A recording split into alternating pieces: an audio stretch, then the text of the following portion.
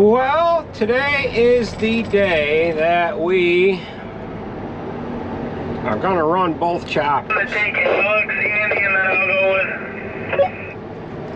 with... No, you come in right behind me, Ben. Today's the day we're going to run both machines. We got Whitaker and this other chopper here. And what I'm going to do is open all the fields up. And we're going to keep him in a little bit of easier territory. And we're just going to run both. Let's see how things go with that. We're close to home.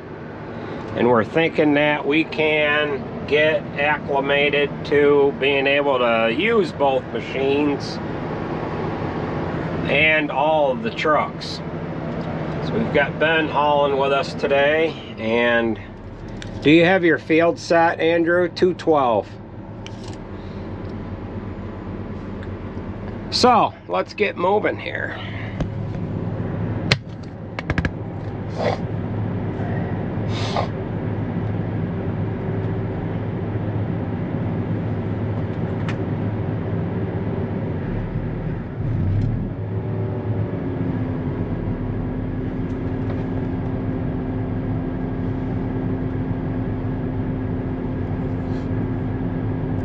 So Andrew has run chopper at his home farm before, and what they have for a machine is they have an 8500 as well. He knows what he's doing, and my brother could chop, my father could chop, Andrew could chop, or Jared could chop, Sarah could. But they all want to drive truck, so we're just going to do it this way. We're going to give it a try. We're going to sell this machine and get it in the truck. Stop your talk. Here too. Should I just follow you then? You're opening, and then Sarah goes with Andrew. Yeah, let's do that. So Andrew's getting set into place, as you can see, and we'll kind of show you how this goes here as we go along.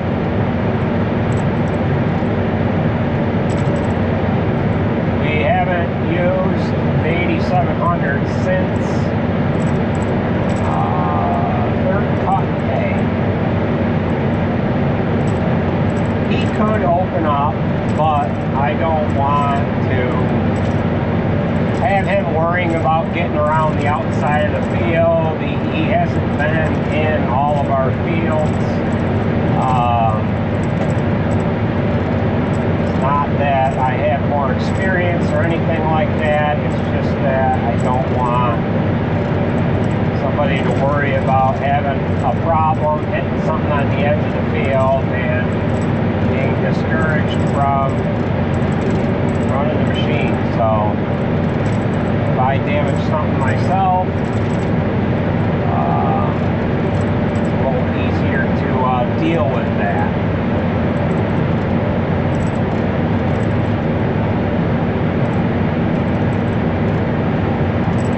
We had about not quite 9/10 of an inch of rain here last night. And we're hitting flatter ground. And this field here is actually the first field that got planted this year. We're in past the 2-week point, and we've got corn going through the 8700. That chopper looks like something else. That is something else, boys and girls. Look at that machine. That is a machine, boy. My God. Damn, I missed that thing.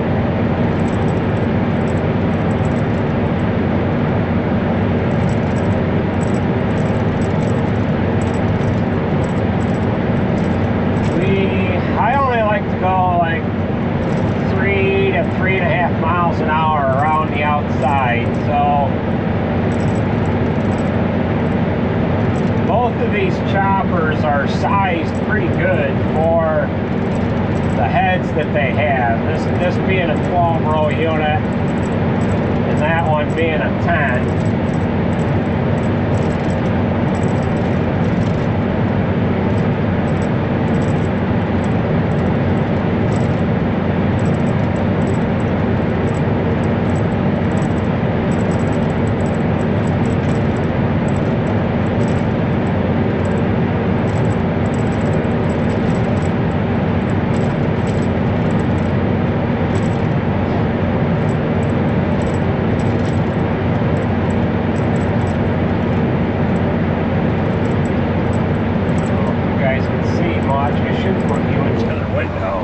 That's what I should do. Get back in the truck there. There we go.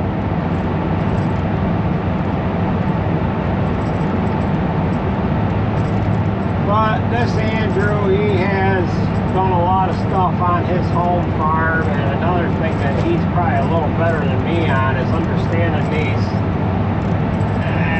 We're having a little trouble spinning here. That's the other problem with opening up. Ben's dealing with traction issues, so the other problem with opening up on these trailers, I blow it to the back of the trailer, and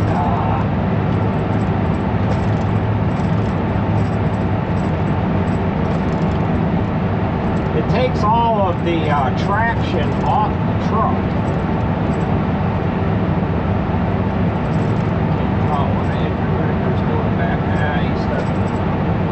Starting to run corn through again. He must have stopped. Let us get moving here. We're down to 2.8 miles an hour. Boy, in the past, when we have opened up fields, the first self-propelled choppers that we had didn't have cameras on them. And you'd have to be quick on the horn to let the guy know that was chopping. Hey, I can't move any farther. Into the windshield the corn would come. But with cameras now, and we ran little two-way radios back in the day, but not all that often. And yeah, now we've got spout cameras and better two-way radios.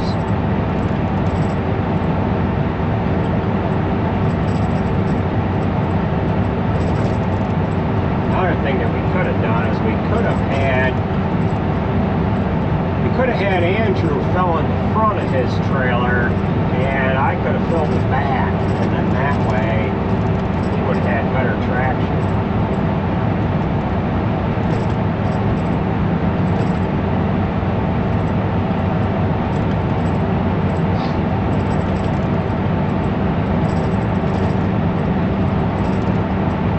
Field here is 12 acres, I believe.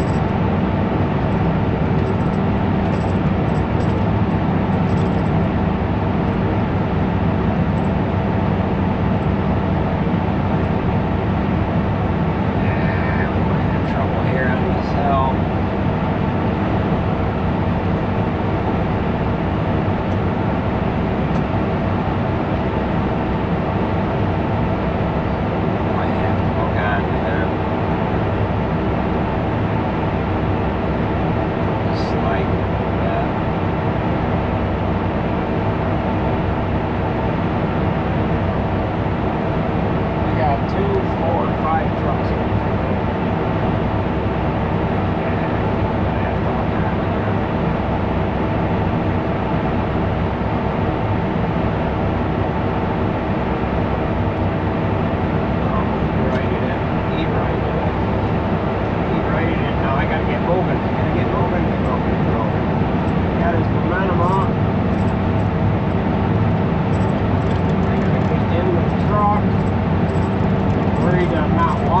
enough because there's been freaking trees on the end of this field that have been a problem for a couple of years. And I don't hit any of them.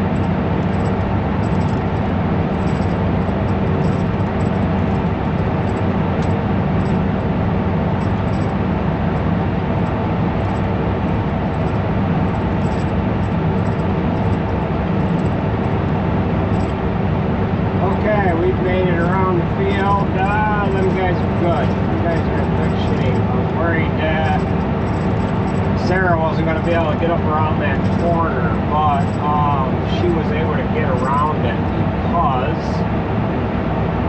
she's got weight on it.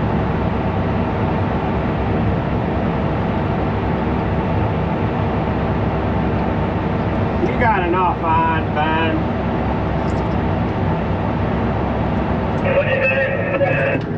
You have enough on. I don't want you to have to get in that corner again. Just take back what you got. You're about 2/3 loaded. Oh, yeah.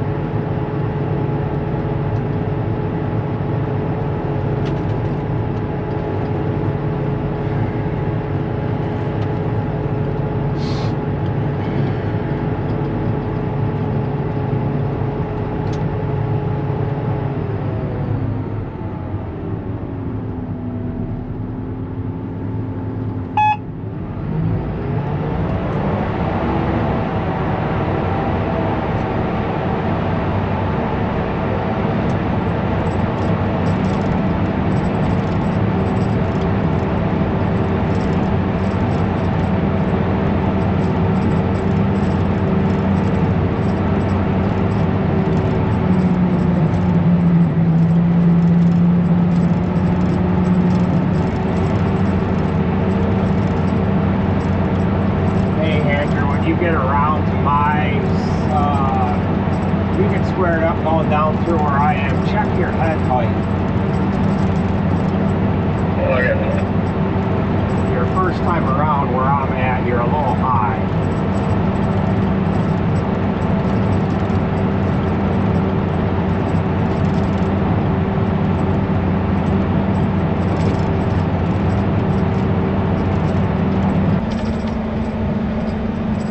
Well, I haven't filmed much since the first field that we started here this morning. But it is 5:30 right now, and we've been jumping in and out of the same field all day. So right now I'm opening up to Alex. What we've been doing is I've been opening up the fields, splitting the middles. Let's go up to where he is. Just go, Tim. Get loaded. I've been opening up the fields. This has got the bumper on it, that doesn't. We've been just working things this way. So the 8700 is just pulled into this field. I've been all the way around it once. I need to cut a couple of swaths in the middle, and then we're going to move to the next field. Kind of do that the way we've been doing it here all day. So far, he has chopped a little bit more than I have, just because you know, it takes longer to get around these headlands.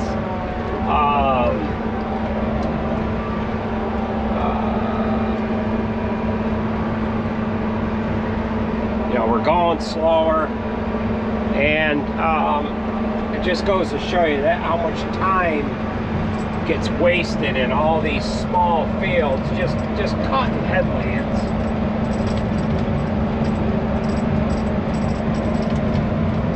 We've been utilizing all of the trucks today, and we've been on an average about 7 to 8 miles away from home all day, and it's been working real good. Everything keeps moving. I had one moment where it was actually the field that the 9620 broke down. I had one moment this morning where we got ahead of the trucks. I used that time to wash my windows, but boy, that 8700 looks good, don't it? Look at that machine. See, I've never seen that thing chop before. So he's coming into a corner here. Go around the corner, Tim. And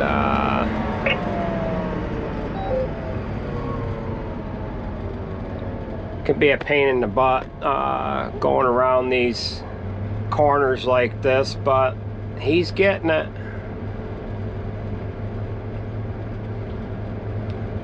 We got like a real sharp one up here, and yep.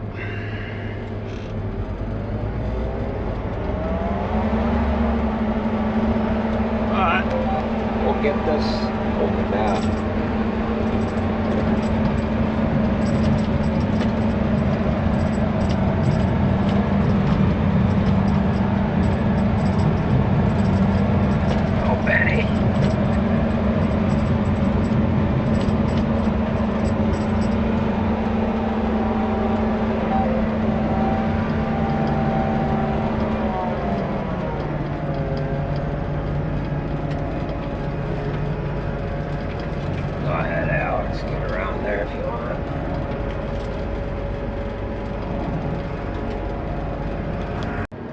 Well, and just like that, we are done. Andrew did have a small breakdown. He had a park brake valve wire break on the plug going into it.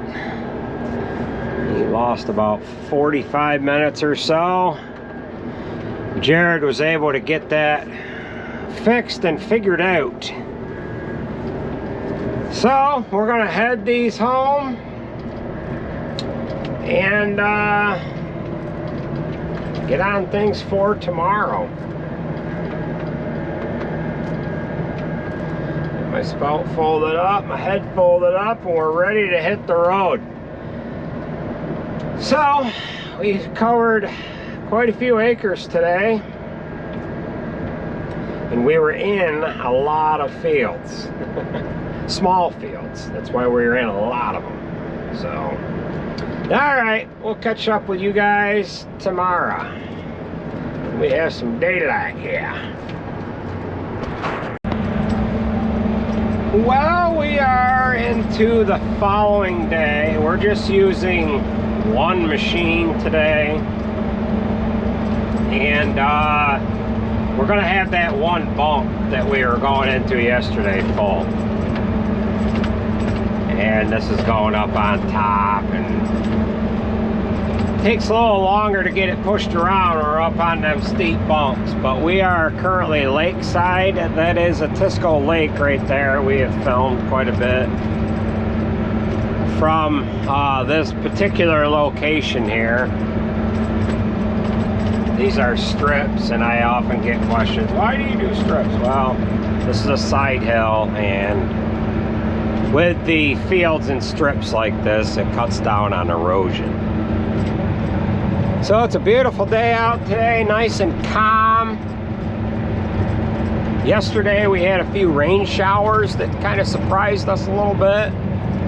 And the day before, it ended up raining most of the day, drizzling on and off. We thought we were gonna have to get into using dump wagons. However, we did not. So we'll get this truck full and get these strips knocked out, and then we're gonna move into a larger field here. So, all right, join up with you a little later on here.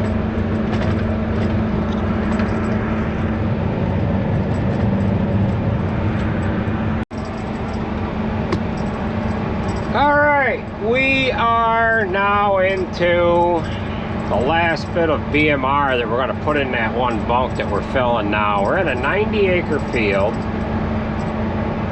and I just got active fill calibrated and working. Up to this point, I have not used it on this chopper. Right now, that chopper is filling that truck without me running the joystick here. And I'm turning corners. This is the first, wow. This is the first I've used it. Up until this point, I couldn't get it to calibrate correctly. And I was able to calibrate it when we were on those strips above the lake. And we're filling Tim. We're using this 10-wheeler here to get around the outside of the field, and he's going to jump back in the trailer. Now, I did that video the other day when Moss trailer was new, and we were opening up that one field, and you know, that was all done by hand. And I had a comment that I just read from that video asking, you know, hey, does that camera have to reset itself every time? Does it have to reset itself every time that another truck pulls underneath it? And the answer to that question is no. It recognizes the metal perimeter of the box, and it is searching for it right now. The sun, the shadows must be screwing with it a little bit. So, but this field here is a large field, and it's not square. It's got some corners to it.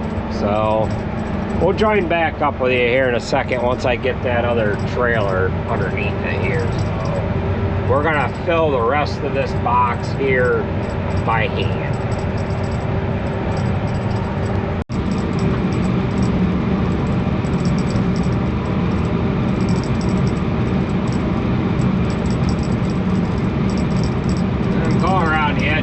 Field here, and I've got some of these bushes that grown out, just about loaded them.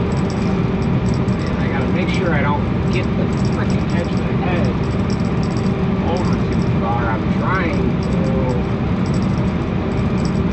make sure I'm on, I got the center pointer between the 6th and the 7th row here.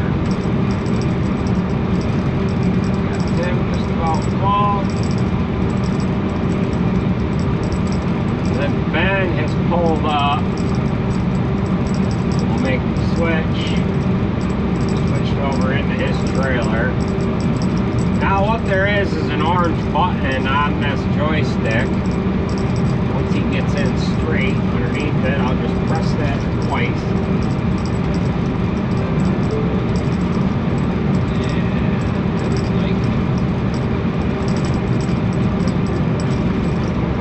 Like the top of the trailer there. It ended up coming right down in front of it.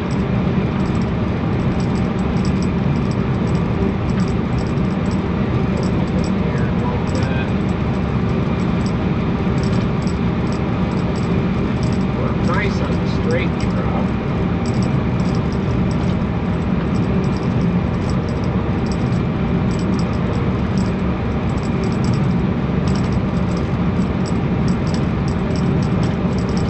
Might have been a little too hot or too low. Wow.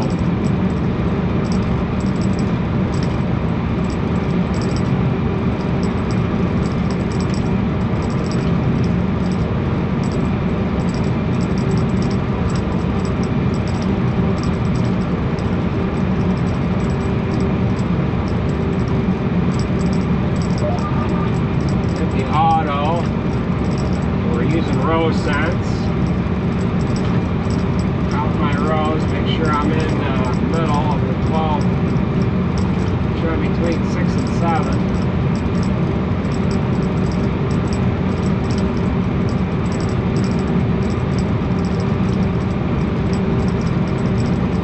Try that again. Yeah, okay, now that's working.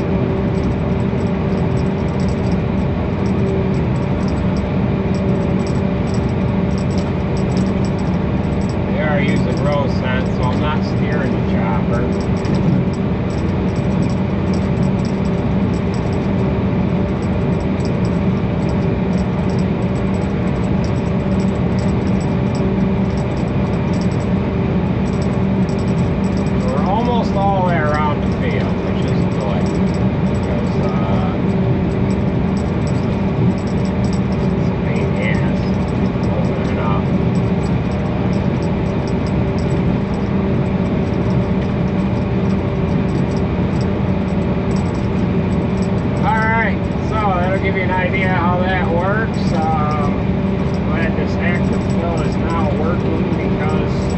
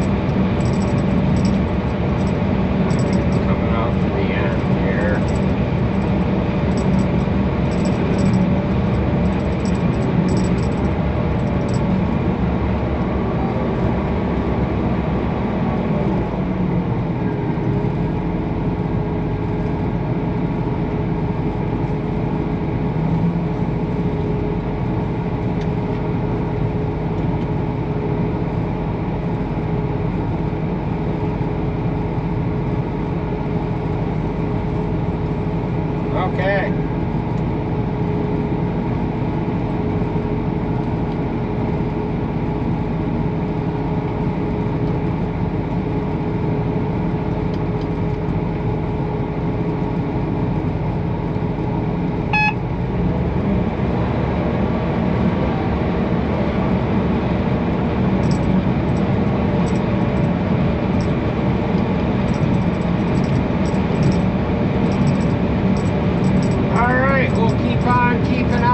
Question I had, I don't know if I've shown that in a video or not, but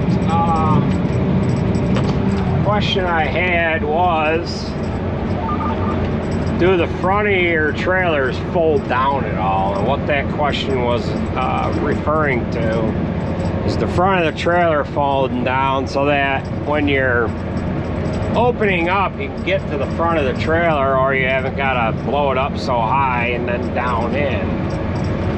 But I don't really see a need to have that front fold down. Some of these choppers don't have a high arch spout on them, and it would be important to have that front be able to fold down.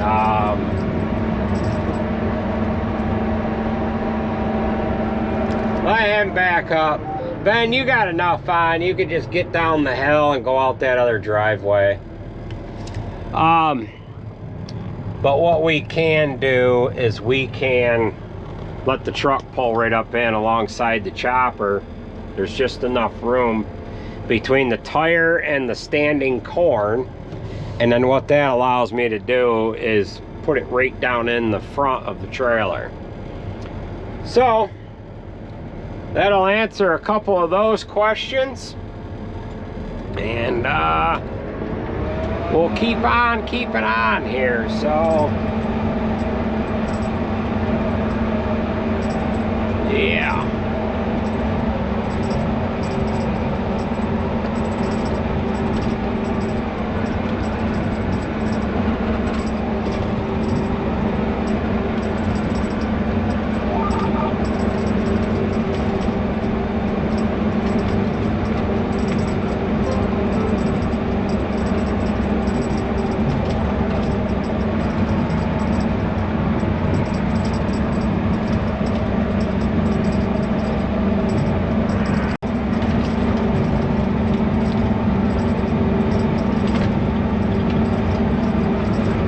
Now we got active fill doing its thing, driving beside. So you just double press this button here.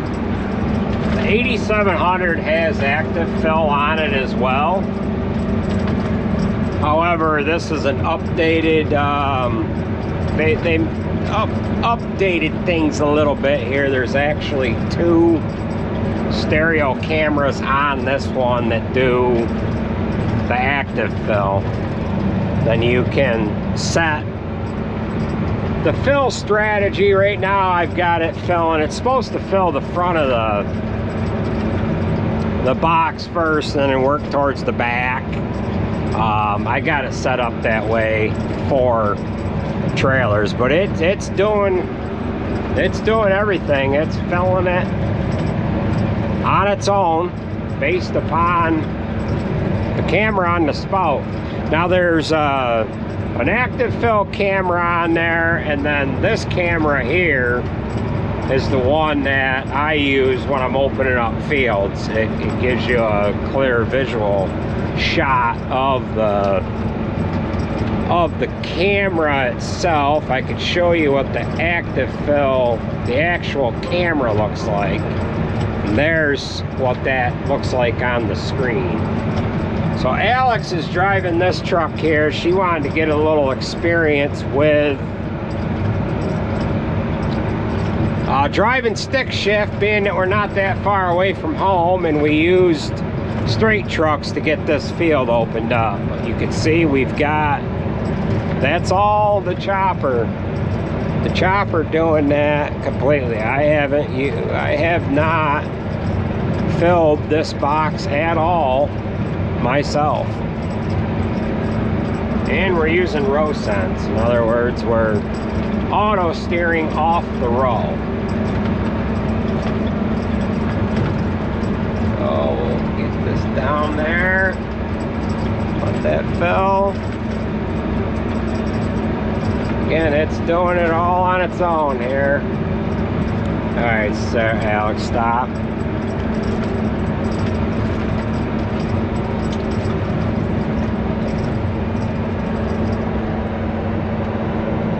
That's a picture perfect load right there. Alright, let the next truck pull in and we'll going to back up. Get her going here. Good.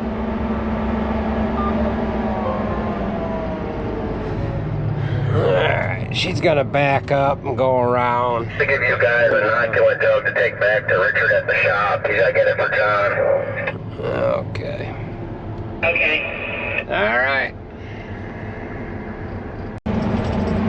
Well, this is what I was talking about earlier as far as not having to worry about flipping them front panels down. 12-row head, it's allowing us to get that truck a little tighter up next to the This chopper. back wheel on the chopper looks like it's like wobbling.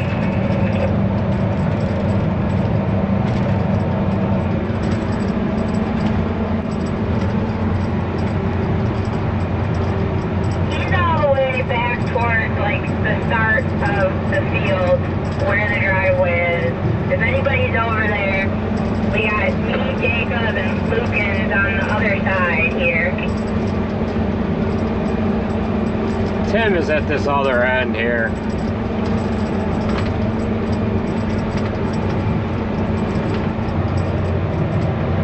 We're hand loading this here.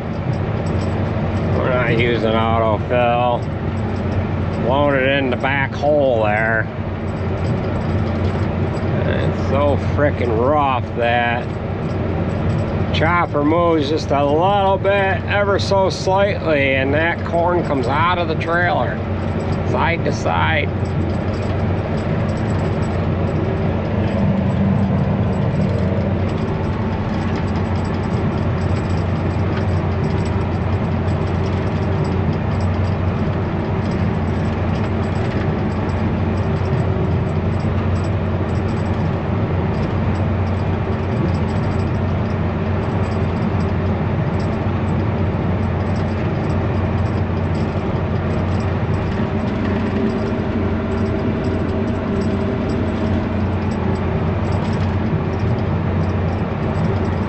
Like we'll make it to the end.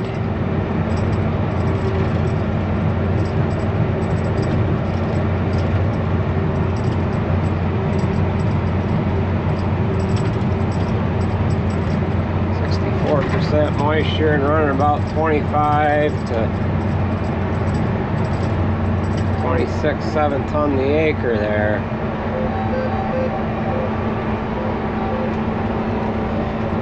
All right, she's loaded. Got Tim coming in on deck here.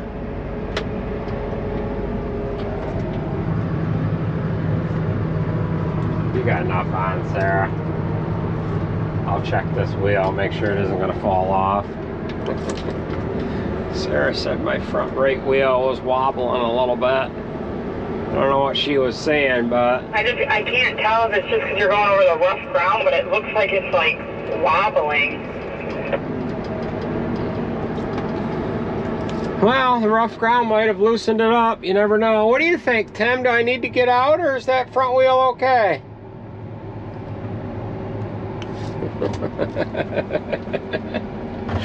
The back one.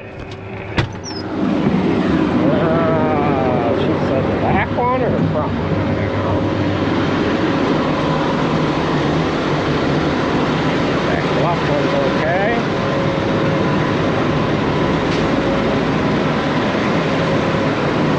Back right one, nothing's loosened up. When they torqued these, they put a mark on them all. And they should have done the same with these ones. So we're in good shape. So helps to be observant. We have seen guys lose wheels off these choppers, and it is a freaking mess. It I was talking about a water wheel. It makes a mess. It blends the platform up and just not for a good day. And usually it happens just after they take wheels off.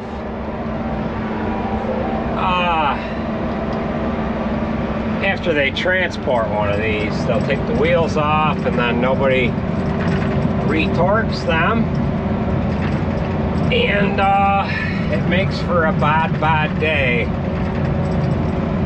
When this chopper was brought in, it was brought into port. I don't know which one. And then when they trucked it, they ended up taking the wheels off of it in order to truck it. And then when the other chopper, when that one came in, the trucker, I guess, trucked it with the wheels on it. I don't know if they deflated the tires or what, but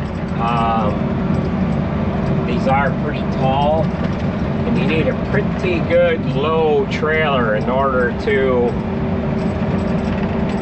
truck them without either taking the wheels off or airing them right down. So,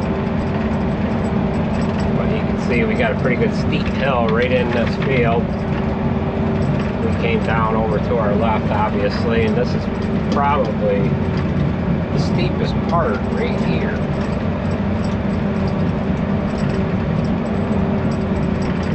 Every spot where Jared went across the field to go over to the fertilizer truck, there's a set of ruts that we have to cross over. Timmy's hopping and jumping right there.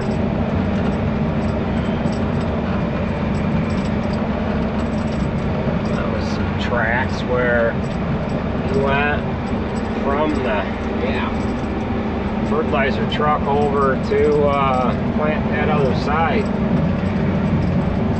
So this is probably going to be about it for this video. I think we've covered about all we're going to cover here.